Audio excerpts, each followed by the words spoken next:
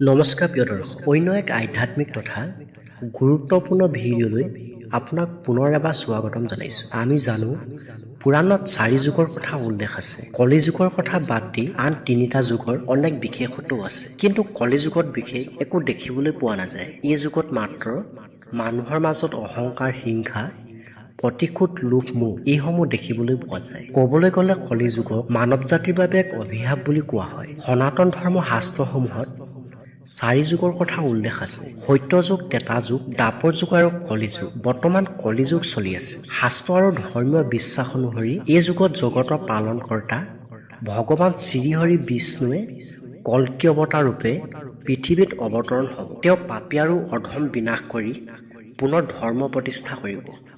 ইয়াৰ পিছতে পুনৰ সত্য যুগ আৰম্ভ হ'ব। প্ৰত্যেক যুগতে একে কাহিনী দেখা যায়। যেতিয়াই পৃথিৱীত পাপ আৰু অধম বৃদ্ধি পায়, তেতিয়াই ভগৱানে অৱতাৰ গ্ৰহণ কৰি অধম বিনাশ আৰু ধৰ্ম পুনৰ প্ৰতিষ্ঠা কৰে। শ্ৰীমদ ভাগৱত গীতা মতে পূৰ্ব যুগসমূহত বেয়া বা অপবিত্ৰ সীমিত সংখ্যাৰ লোকৰ মাজতহে আছিল।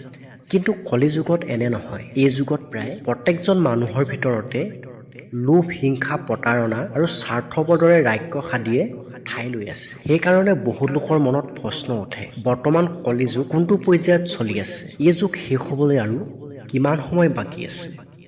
ভগৱান কল্কি অৱতাৰ কেতিয়া হ'ব? এই প্ৰশ্নসমূহৰ উত্তৰ কল্কি পুৰাণত পোৱা যায় বুলি ধৰ্মীয় বিশ্বাস আছে। কলি যুগ শেষ হ'বলৈ আৰু কিমান সময় বাকী আছে? কলি যুগক আটাইতকৈ কঠিন আৰু প্ৰত্যাহ্বানপূৰ্ণ যুগ বুলি ধৰা হয়। শাস্ত্ৰ অনুসৰি কলি যুগৰ মুঠ সময় 4,32,000 বছৰ। ইয়াৰ ভিতৰত প্ৰায় 5,000 বছৰহে পাৰ হৈ গৈছে। অৰ্থাৎ বৰ্তমানো কলি যুগ প্ৰাৰম্ভিক পৰ্যায়ত চলি আছে। বহুত জ্যোতিষী আৰু ধৰ্মাচাৰ্য মতে বৰ্তমান কলি যুগৰ গোল্ডেন পিৰিয়ড চলি আছে। কল্কি পুৰাণ অনুসৰি কলি যুগ আগবাঢ়ি যোৱাৰ লগে লগে মানুহৰ আয়ুস, শক্তি আৰু নৈতিকতা ক্ৰমান্বয়ে হ্ৰাস পাব। কিন্তু ভগৱান কল্কি জন্ম কেতিয়া হ'ব? ধৰ্ম, সত্য আৰু বিশ্বাস দুৰ্বল হৈ পৰিব। আনহাতে স্বাৰ্থ, লোভ আৰু অহংকাৰ বৃদ্ধি পাব। কলি যুগৰ অন্তিম সময়ত মানুহ অত্যন্ত স্বাৰ্থপৰ, হিংসা আৰু নৈতিকতাহীন হৈ পৰিব।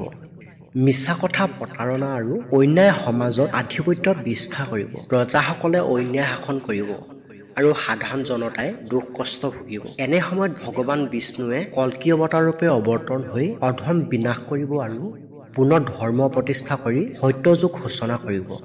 ধৰ্মীয় বিশ্বাস অনুসৰি ভগৱান কল্কি এটা বগা ঘোঁৰাত আৰোহণ কৰি আহিব। তেওঁৰ হাতত এখন তৰোৱাল থাকিব আৰু তেওঁ অধম বিনাশ কৰি ধৰ্ম পুনৰ প্ৰতিষ্ঠা কৰিব। প্ৰিয় দৰ্শক, এই ভিডিঅ'ৰ ওপৰত বৰ্ণনা কৰা হিন্দু ধৰ্মীয় শাস্ত্ৰ আৰু পৰম্পৰাগত বিশ্বাসৰ ওপৰত ভিত্তি কৰি দিয়া হৈছে। যদি আমাৰ এই ভিডিঅ'টো চাই আপুনি কলি যুগৰ বিষয়ে অলপ হ'লেও কিবা এটা জানিব পাৰিছে, তেনেহ'লে আমাৰ এই ভিডিঅ'টো এটা লাইক কৰক, কমেণ্ট কৰক, লগতে আন এজনকো শ্বেয়াৰ কৰি দিয়ক। ধন্যবাদ।